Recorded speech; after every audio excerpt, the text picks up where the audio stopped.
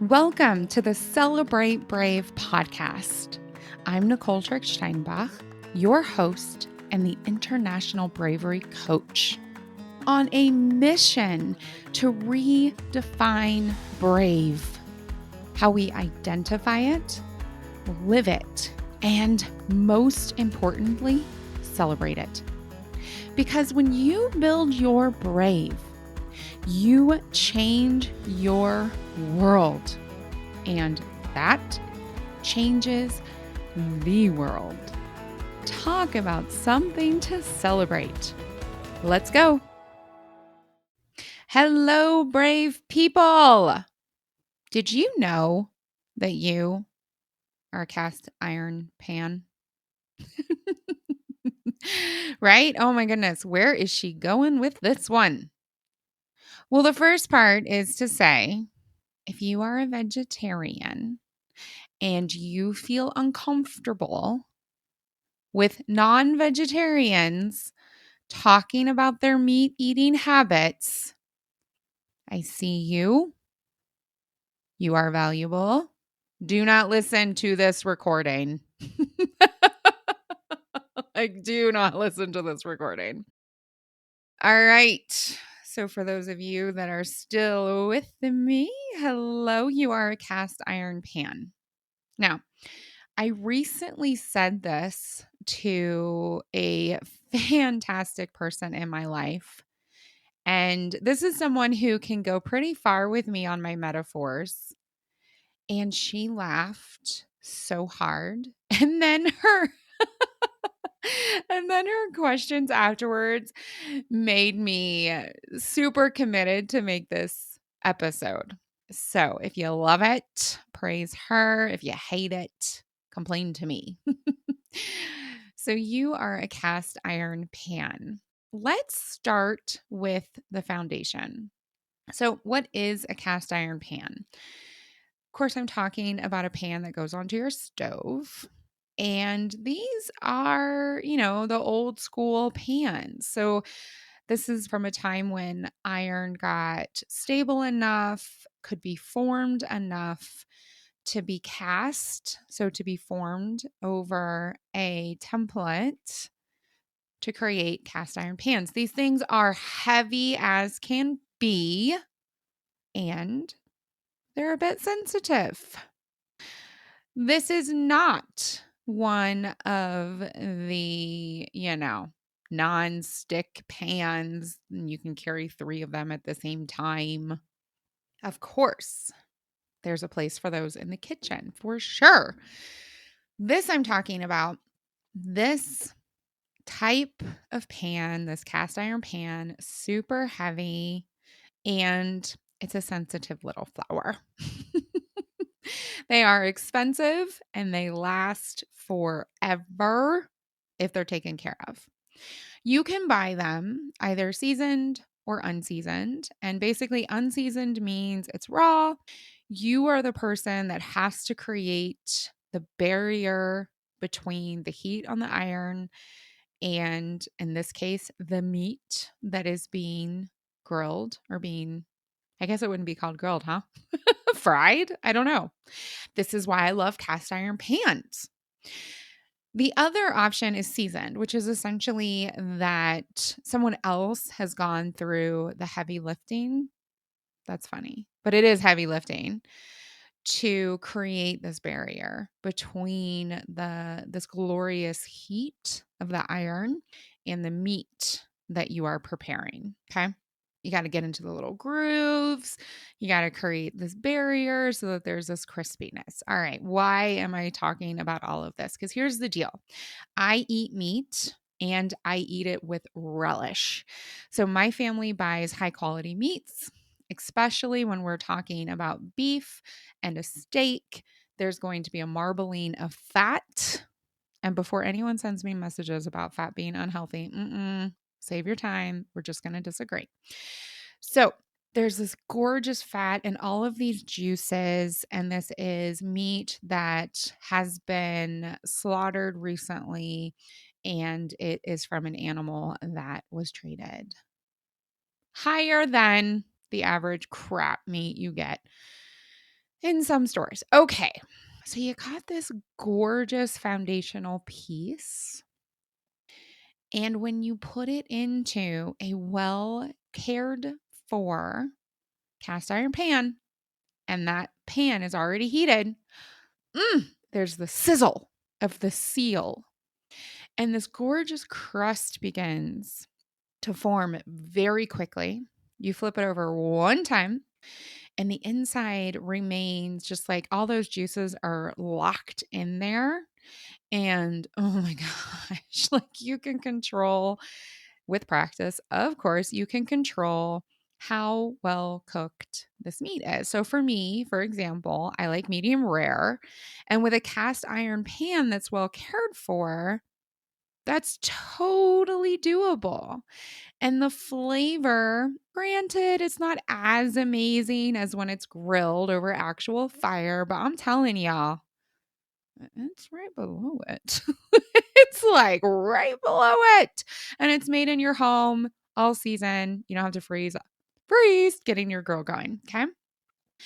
So, as you can tell, I am in the camp that investing the money and the time to care for my cast iron pan is totally worth it. But if you Google this, you're going to see that not everyone agrees with me, and that's totally fine. In fact, my beloved does not agree with me. So, upkeep and care for our cast iron pan completely belongs to me, which is where this metaphor begins. So, we've covered the foundations. Now, let's talk about why you are a cast iron pan by talking about me as a cast iron pan. I like to start with my own story because it's just in higher integrity. You're going to hear more stories where I'm sharing my viewpoint, and I share client stories with inspiration, carefully around their privacy, or because they've agreed to it. So let's start with me. I am a cast iron pan, which means I am unique, I am special, and to ensure that my health, my mindset, my behaviors, my relationships, and most importantly to this conversation, my results, that gorgeous steak with the juices sealed in, perfectly medium rare with a gorgeous crust. Ugh. The results, they belong to me. They belong to me. There are 3 parts of this metaphor I really want to hammer. Number 1, if you don't use your cast iron pan, it rusts. You got to use it. You got to know what you want to use it for. Of course, you can create lots of wonderful meals in cast iron pans. And if you Google it, oh my goodness, there are people that can show you how to do anything with cast iron. That's not what I use my cast iron for, and that's not what I use myself for. Of course, I can be anything that I want to be. I want to be a coach to incredibly successful women already headed to that next level of success by building their bravery so that they don't just reach that one level of success, they keep going throughout their entire career. So when I am a cast iron pan, I am focused on the clarity, the momentum, and the accountability of how I want to serve, aka use the cast iron pan. Number 2, one thing that divides the people is we have folks who look at a cast iron pan and they see, quote, a hunk of work that isn't worth it. And another group of people, like myself, who say, this is an investment so that I can have that amazing steak in my home all weather whenever I want. Consistency. A regimen that works for the cast iron pan. Now, for me, that means I wake up early. I have a quiet coffee. I journal. I begin my meditation, my sound waves, and then I enter into my day. I have a rest in the afternoon when my energy fails and falls and dips, or just because I want to, but it's every day. And then in the evening, I'm in bed early and I'm reading a book that gives me joy. That is a regimen that keeps me grounded and flying in the knowledge that I am serving the world through my individual clients. And I'm also caring for my family and the future generation from a place of wholeness. I'm okay, you're okay. That regimen, that consistency is required because I am a cast iron pan. And number 3, my cast iron pan, I have a relatively new one because I moved to the States just a few years ago, got a new one. I bought it seasoned. And for a number of years, it was medium heat, just like the instructions told me, medium heat with a certain type of fat. And that would continue to hold that seasoning. But I realized probably about a year ago that that wasn't working anymore. And so I noticed it and I went into a learn act spiral. Tried out new things, saw what worked, saw what didn't work. And I've realized over this trial and error, this regime of consistency, because I want to use my cast iron pan, that actually what my pan needs now is much longer, low, like even almost below a simmer with a different type of fat. Fascinating, right? So, number 3 is I'm always learning and improving. And the same can be true for myself. Recently, I was shocked to discover that I feel better. I feel this is so weird. I'm actually a little embarrassed to share this, but here we go. I feel better when I eat breakfast later. So I have coffee and it has, because I'm off of dairy, and it has macadamia milk in it or an oat milk. I like macadamia better because I like the taste of nuts and so it works for me. Some people hate it. That's totally fine. I was having myself eat breakfast so that I had energy to enter into my day, high quality protein based energy. Well, that actually didn't always feel fantastic, but it had worked. It had worked for over a decade. It had worked. Actually, 2 decades, I think. I started doing this when I was still a global consulting going all over the place. Okay. Then we were in Pittsburgh for about a month. We moved our family to Pittsburgh so that we could have a different energy and still be quarantine safe. I have some incredible community members there, and that's really important to me. For whatever reason, I think it was like 4 or 5 days when I didn't have breakfast at the beginning. I enjoyed my coffee first. And it took me a little while and suddenly I was like, that's really interesting. I'm actually feeling better. And then when I have breakfast, it tastes nicer. I'm enjoying it more. And actually, I bring some more variety into my breakfast, which I wasn't doing before because I was in this habit. Well, it turns out that habit that had served me wasn't serving me anymore because I am a cast iron pan. I hope that you're seeing how this works. So here we are going into the part about you. You are a cast iron pan. So, number 1, what are you here for? What's your clarity? What's your goal? What's your purpose? What's your vision? There are so many ways to describe this, but it's why you're here for this phase. Don't get all hung up that it has to be the same thing throughout your entire career or your entire life. It doesn't. What about this phase? What is your cast iron pan being used for? You got that clarity? I'm going to take this moment just to say, the first few episodes of this podcast, if you've missed them, they go through the 3 parts of my Build Your Brave framework.